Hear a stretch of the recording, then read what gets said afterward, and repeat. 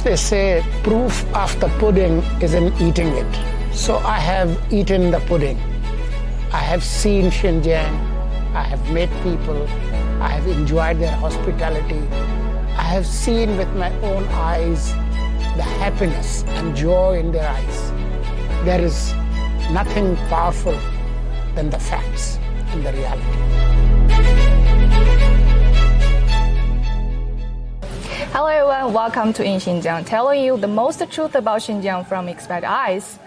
China Tour for Pakistani Media and Think Tank 2024 has arrived in Xinjiang, and we particularly invite the Mr. Mortaza Solanki, former Minister of Information and the Chief Editor of Xinjiang. Sir, welcome to Xinjiang, and could you say hello to our audience? Thank you very much. I'm happy and pleased to be in Xinjiang. This is my first time, but I can assure you it will not be the last time. I'm very happy and elated to be here. It has been a wonderful trip so far. The people are very cordial and they have displayed the best of the hospitality one can ever expect. Before this trip, before you were noticed to come to Xinjiang, have you done any research about Xinjiang? Or have you ever heard about Xinjiang before?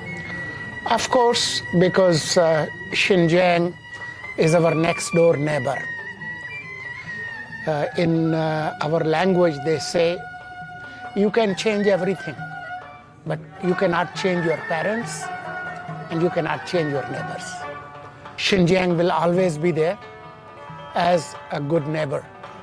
Of course, I have heard and read about Xinjiang, some in our own national media, but a lot in the Western media. The picture that you get in Western media especially, that paints the picture of a horror movie. It sounds horrible, that people are scared. Maybe they can't enjoy life. Maybe they are not allowed to practice their religion. Maybe they are just too much dominated by Beijing. And there are a lot of stories going around. If I go in details what has been published and televised in Western media, probably your time for the interview will be up. Can we say that this trip is the trip that you verify those fabrications in Xinjiang? And did you verify that? In English, they say proof of the pudding is in eating it. So I have eaten the pudding. I have seen Xinjiang. I have met people. I have enjoyed their hospitality. I have seen with my own eyes the happiness and joy in their eyes. There is nothing powerful than the facts and the reality. Yes. Let me be more specifically. Some Western media have said about Xinjiang about the cultural genocide, and you have visited a lot of cultural destinations in Xinjiang. And do you agree that Xinjiang has cultural genocide? Yesterday, I was in an Islamic institute, and before sitting down with you for this interview, I visited a mosque. I have met Uyghur Muslims. They practice their religion. They read Quran, they read Hadith. They follow the basic tenets of Islam that relate to peace and humanity and brotherhood. Of course, people who incite terrorism and ethnic animosity, they would make lies and create stories. And those stories are all around us. But there is nothing more powerful than the truth. Now, you have visited Urumqi, you have visited Yining City. What is your impression of Urumqi and what is your impression of Yining City now?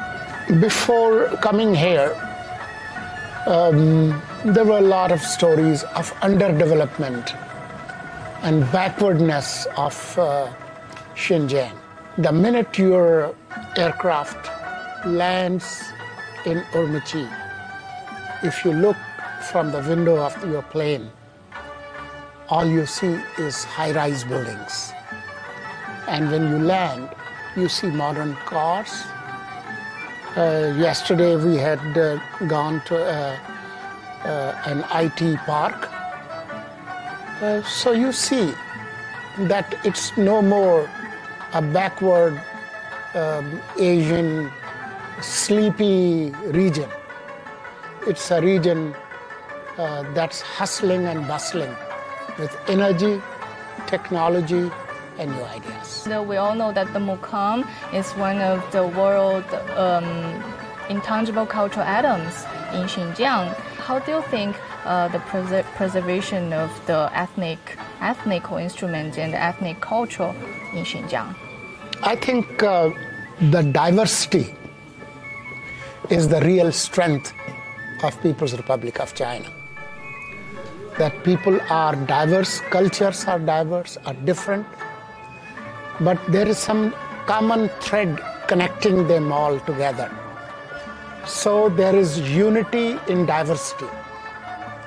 What attracted me the most, that as China is the future giant of technology, of new technology, but as you grow into the modern era, you don't abandon your past and your culture, you preserve it. They say every generation is standing with their feet on the shoulders of the previous generation.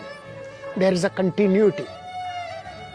So I think the way the leadership of the People's Republic of China has put its emphasis on preserving the rich cultural heritage, I think it's a wonderful way of evolution with typical Chinese characteristics.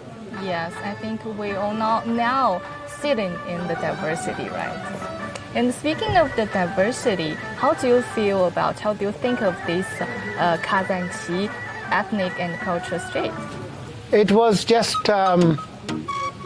felt like that after spending many years away from your home, you just walk in and your father and mother and brothers welcome you, they hug you, they feast you, they make you feel like part of your home. And there is nothing better feeling than this one. So can we call this trip is your story with Chinese Xinjiang?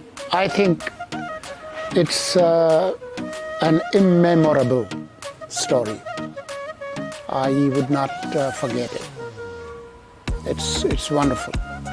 Next time I will come, but I will not come alone. I'll come with my family and friends. What stories will you tell to your friends and family? I will start from here, this bigger home.